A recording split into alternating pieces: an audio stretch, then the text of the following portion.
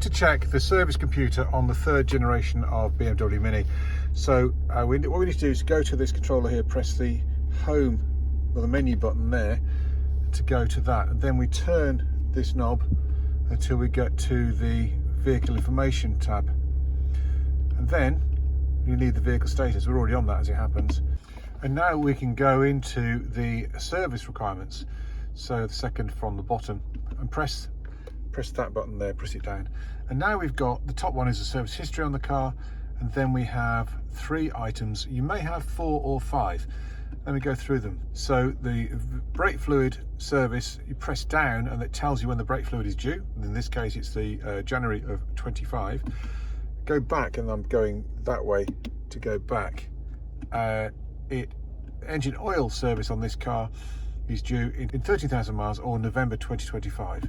Go back, and now the vehicle check. This is the major inspection that we call the major inspection. It's every 2 years. In this case it's 11, 25 or 13,000 miles. Now you may also have 2 or 3 items here. One is the MAT, which is like a double S sign. That's something that is not present on this car, but you could have.